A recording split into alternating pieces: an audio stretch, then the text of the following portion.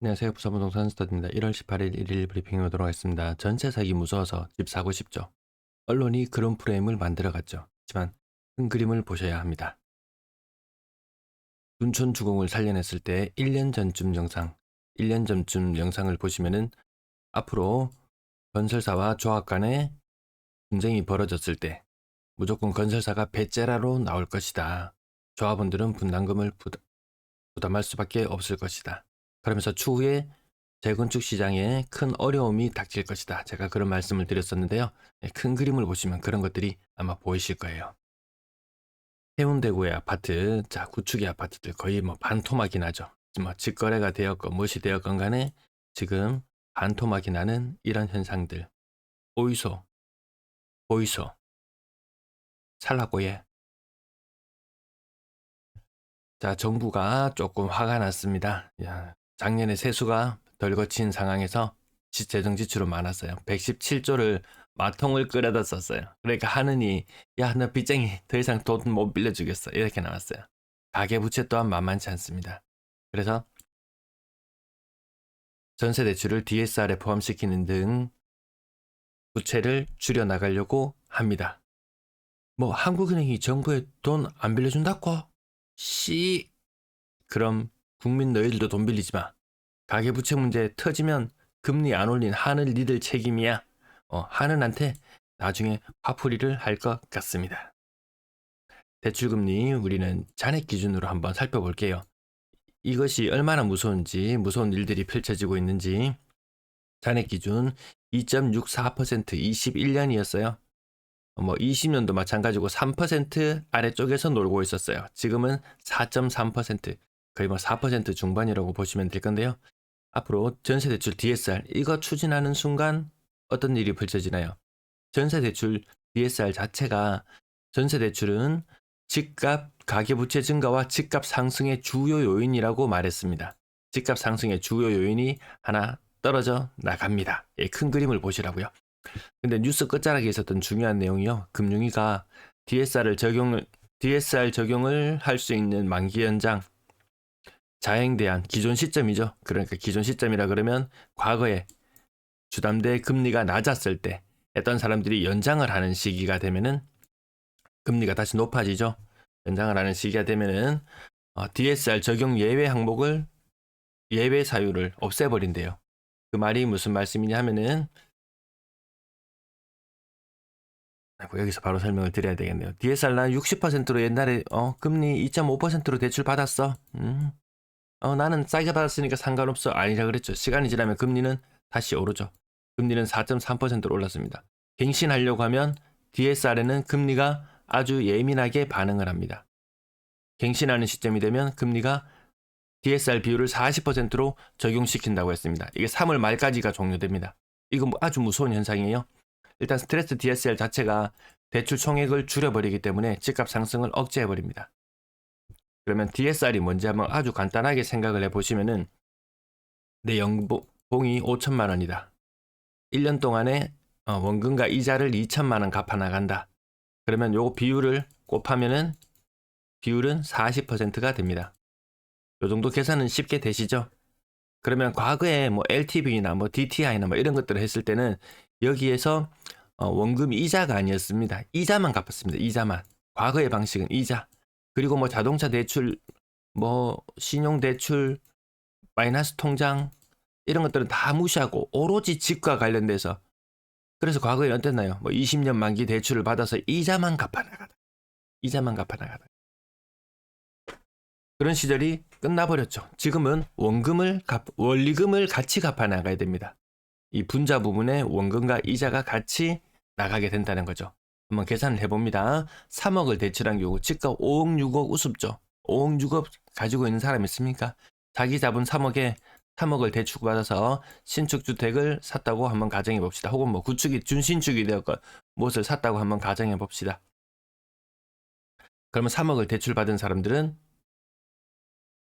원리금 한 달에 3억을 30년 동안 2.6% 과거에 낮은 금리로 빌렸어요. 원리금이 120만 원입니다. 그러면 120만 원 곱하기 12에서 1년에 1,440만 원을 갚아 나가요. 연봉 5천만 원일 경우입니다. 그러면 DSR 비율이 28.8%예요. 만기를 연장하려고 합니다. 올 3월 달에 종료됩니다. DSR 40% 적용받게 됩니다. 똑같은 상황으로 금리만 4.3%로 높아지게 계산을 해보니까 원리금 상환 비중이 훨씬 더 높아져 버립니다. 이렇게 해서 DSR을 계산해보면 35.52%입니다. 3억 연봉 5천만 원 되는 사람이 3억을 빌렸으면 만기 연장할 때도 이상이 없어요. 대환을 할 때도 이상이 없습니다. 금리 떨어진다고 하니까 대환하고 싶죠? 할 거면 지금 해야 되지 3월달 끝나고 나서 하려 그러면은 DSR 비율에 저촉될 수도 있습니다. 자, 이제 이상이 생기는 경우, 만기 연장에 이상이 생기는 경우, 대환에 이상이 생기는 경우를 한번 봅시다. 자, 이번에는 자기 자본 2억에 대출을 4억을 받은 경우, 거의 DSR 비율 만땅으로 받았습니다. 거의 40%에 육박하게 받았습니다. 과거에 DSR 만땅으로 대출 받아서 집 사는 게 유행이었죠. 왜? 레버리지가 크면 클수록 돈을 더 많이 벌 수 있다고 믿었으니까. 하지만 올 3월이 종료되고 나면 어떤 일이 펼쳐지나요? 금리는 여전히 높아져 있습니다. 원리금 갚아 나가야 되는 돈은 과거 160만 원에서 197만 원 수준으로 껑충 뛰었습니다. 그래서 이 DSR 계산식에 넣어서 계산을 해본 결과 DSR 40%를 초과하게 됩니다. 그러면 은행은 어떤 조치를 취하나요? 이거 초과되는 부분만큼 원금 일부 갚아. 과거에 그런 사례가 있었거든요. 과거의 사례를 반드시 기억해야 됩니다. 원금 못 갚는 경우도 생길 수 있습니다. 너무 걱정하지는 마세요. 그 대신 은행이 또 다른 상품을 여러분들에게 안내해 줄 거예요. 어떤 상품? 고금리 상품. 대출을 연장해 원금 일부를 안 갚아도 되되 다만 높은 금리의 상품으로 갈아타세요. 이런 안내가 갈 거예요.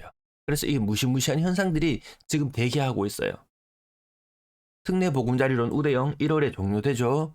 2월 달에 당장 스트레스 DSR 1금융권부터 시작되죠. 그 다음에 전세자금 DSR, 이자에 대해서라고는 하지만 이거 사실 이것도 무시무시합니다.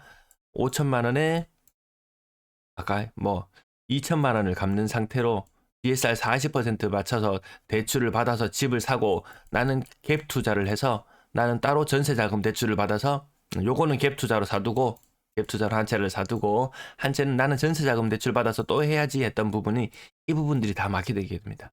갭 투자는 죽음입니다. 어떤 갭 투자? 과거에 갭 투자를 해서 지금 여전히 앞으로 좋아질 거야 하고 달리고 있는 사람들에게 위기가 찾아옵니다. DSR 예외의 일부 축소, 아까 말씀드렸던 만기 연장이나 대환 시에 DSR 40%를 적용받게 됩니다. 그리고 지금 DSR 예외, 전세 시장에 워낙 큰 문제가 터지다 보니까 특례 전세라는 이름으로 1년 한시적으로 DSR을 예외받을 수 있는 특례 전세를 해놓은 것도 7월 달에 종료가 됩니다. 이게 올해 앞으로 펼쳐질 큰 그림이에요. 자, 집 사기에 별로 안 좋은 시기죠. 바꾸고 말하면 투자자의 입장에서 봤을 때도 투자하기도 좋지 않은 시기예요. 현재의 효과, 현재의 가격이 유지된다면, 물론 이렇게 되면서 일부 무너지는 계층이 생기면은 이거 그저 줍는 투자자도 생길 수 있습니다. 누군가에게 가장 큰 위기가 된다면 누군가에게는 가장 큰 기회가 될 수 있습니다. 주택시장이 무너져 내릴 때, 주식시장이 무너져 내릴 때 보셨나요? 한 이틀, 3일, 큰 폭으로 하락을 거치고 나면은 반대 매매가 나와요. 반대 매매가. 그러면 누군가는 반대 매매 때문에 조금만 더 가지고 있었으면 이거 가격 반등할 건데 하는 그런 기대감이 있지만 반대 매매로 날려버립니다. 누군가는 밑에서 싸게 줍습니다. 이게 자산시장이 단순히 아파트 시장에서만 일어나는 것이 아니고 다른 시장에서 일어나는 모습도 그대로 닮아 있습니다. 이 큰 그림을 보십시오. 자, 지난 정부와 달라진 점은요. 신생아 특례라는 살을 내주고 살짝 꼬시지만 알고 보면 대출 규제라는 엄청나게 큰 뼈를 때려버립니다. 뼈를 때려버립니다. 즉 부동산이 힘들어질 수밖에 없다는 말씀이죠. 지난 정부에서는요. 규제를 하는 척하면서 빠져나갈 구멍을 사실상 다 만들어줬어요. 근데 이번에는 지난 정부와는 다릅니다. 한이하게 다릅니다. 규제를 풀어주는 척하면서 대출 규제를 엄청 때려버리고 있습니다. 실상 지난 정권보다 이번 정권이 부동산 투자하기 훨씬 힘든 시기라는 것. 주택시장에 돈이 들어갈 것이 없다. 전세 사기 무서워서 집 사고 싶죠. 언론에서 많이 떠들었으니까요. 하지만 이 갭 또한 지나갑니다. 다가오는 걸 보시죠. 전세 위기는 곧 지나갑니다. 제가 말씀드렸죠. 요맘때쯤 되면은 올해 10월달 경이 되면 과거에 컸던 이 갭들은 사라집니다. 전세 위기는 사라집니다. 매매 가격이 한 30% 빠지는 동안 전세 가격이 30% 쭉 빠져나왔죠. 하지만 전세 계약은 과거에 맺었단 말이죠. 과거에. 과거에 맺었던 것이 지금 매매가가 하락한 것과 두 개가 맞닥뜨리는 이런 시점. 매매가와 전세가가 비슷해지는 그런 시점. 이런 시점의 위기들은 1년 내로 지나갑니다. 그 이후에는 낮아진 전세에 계약을 맺었던 사람들이 낮아진 집값과 다시 이렇게 평행선상을 달리기 때문에 이 갭은 30% 정도 유지가 되죠. 그래서 앞으로 전세 사기 뭐 큰 위험에 뭐 터질 만한 것은 보이지 않습니다. 그래서 전세 무서워서 뭐 똥이 더러워서 무서워서 피하나 더러워서 피하지 이런 심정으로 집을 사는 것을 서두르신다면은 조금 더 참아 보시면은 주택 시장에는 큰 위기가 올 것이고 전세 시장은 안정을 찾아가지 않을까 싶습니다. 아니, 광고 조금 할게요. 어제자 뉴스입니다. 다이소보다 쌉니다. 뭡니까? 테무, 쉬인, 알리익스프레스. 올해 요 가입하는 가입자 수가요. 요 금액 단위인가 봅니다. 월간 사용자 수예요. 월간 사용자 수 기준으로 봤을 때 테무와 알리가 엄청나게 성장하고 있습니다. 급성장하고 있습니다. 왜? 이거 생산자하고 소비자하고 바로 연결해 주거든요. 엄청난 물류망에 낮은 수수료를 받아서 파는 알리 요런 것들 굉장히 많이 이용하고 있습니다. 작년에 가장 많이 다운받은 앱 다운로드 앱 순위 1위가 테무라 그러죠. 테무.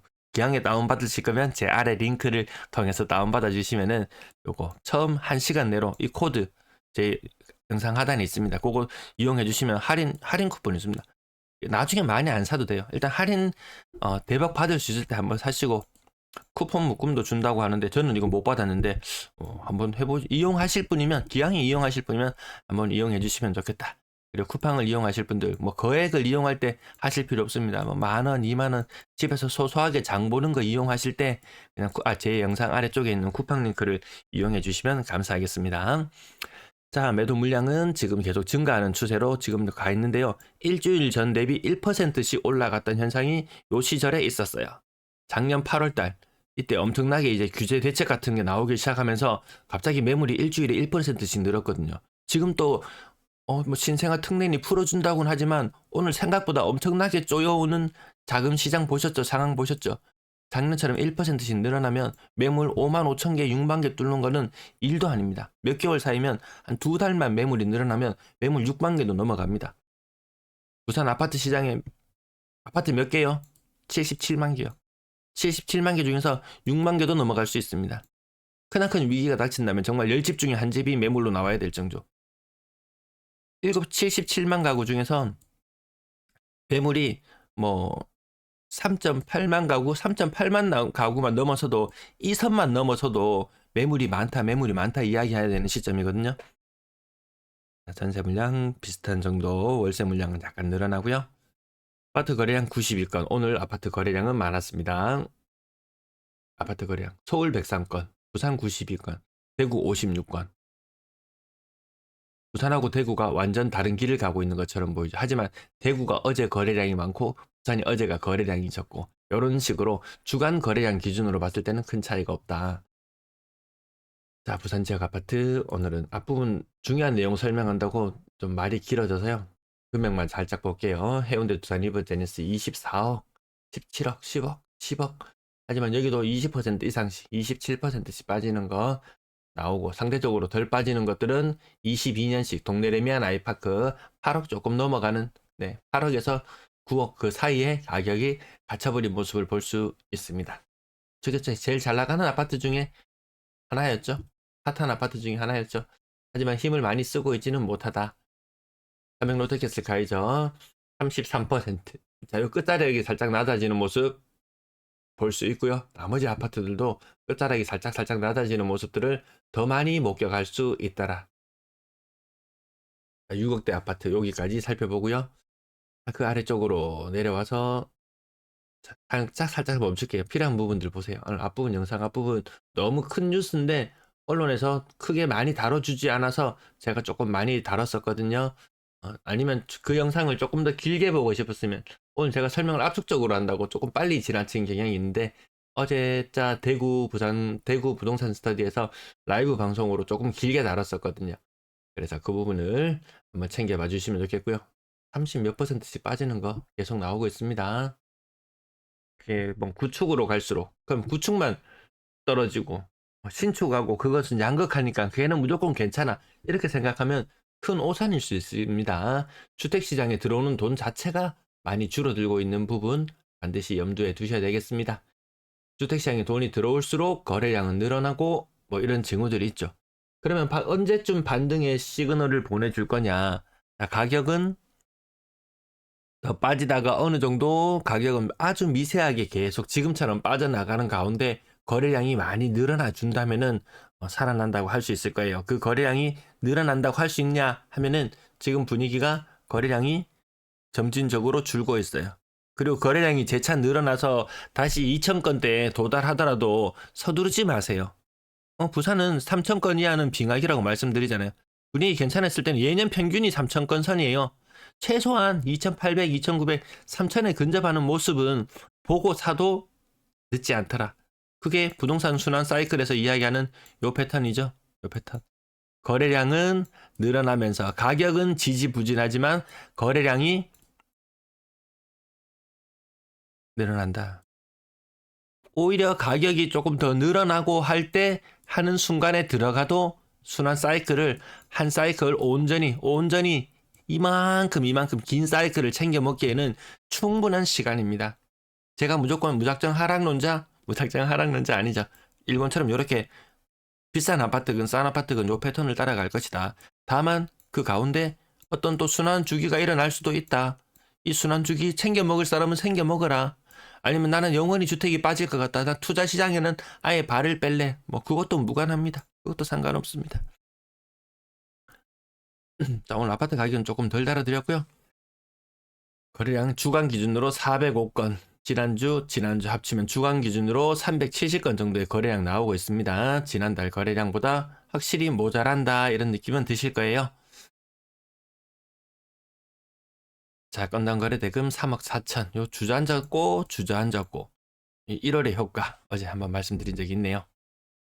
자, 거래량 3,000건 돌파하는 것 이맘때까지 떨어지다가 바닥을 기다가 서서히 회복했다가 이만큼 올라가서 생각해도 늦지 않다. 빠르다. 그 시점도 빠르다. 뭐 지금 전세 사기 무서워서 더러워서 지금이라도 사야 되겠다. 지금이야. 신생아 대출 나오니까 지금이야. 하고 이렇게 서두르지 않아도 된다는 말씀이죠. 그러면 새로 집을 사는 사람의 입장이 이러하다면 투자하는 사람도 마찬가지예요. 제 영상에서는 투자자들이 제 영상을 사실 더 많이 봐요. 1주택, 2주택 가진 사람이 제 영상을 더 많이 봅니다. 그러면 투자자의 입장에서는 이 사람들이 새로 집 사는 사람들이 집 사기 좋을 시기가 또한 투자자들이 투자에 들어가기 좋은 시기입니다. 나는 돈이 너무 많아서 주체를 못하겠어. 한참 전에 선진입한다고 들어가도 말리지는 않습니다. 돈 많은 사람들이 머리 더 많이 굴리고 시간도 더 많아서 연구도 더 많이 하잖아요. 밤늦게까지 일하고 어제 뭐 식당에서 일하는 어떤 아줌마 영상 이런 것도 봤는데요. 유튜브 영상으로 봤는데 진짜 관절 나가도록 일합니다. 관절 나가도록 일해요. 집에 들어오면 녹초가 됩니다. 부동산 정보니 뭐니 이런 거 볼 시간도 없어요. 그런 분들까지도 짧은 시간에 제 영상을 빠르게 볼 수 있도록 하기 위해서 저는 영상을 제작하니까요. 투자자가 되었건 실거주를 목적으로 했건 모든 분들에게 참고가 되었으면 좋겠네요. 하여튼 매매 시장은 직거래 비율이 올라가기가 힘들어요. 직거래 비율이 올라가기가 일단 증여 취득세가 굉장히 세죠. 그 다음에 2월 가세 말은 좀 어려운데 실제 증여 상황이 되면 2월 가세 공부하게 됩니다. 10년은 지나서 팔아야 됩니다. 증여 받게 되면 요 정도까지 생각하면 직거래 비율은 높아지지 않는데 분양권은 높아질 수 있죠. 시장 분위기 안 좋은 것 반영하고 있습니다. 자, 전세 시장의 위기, 임대 아파트 부산에 많죠. 네. 전세자 위기도 1년이 안 가면 뭐 시끄럽던 것들도 좀 이야기는 지나갑니다. 내용 여기까지 마칠게요.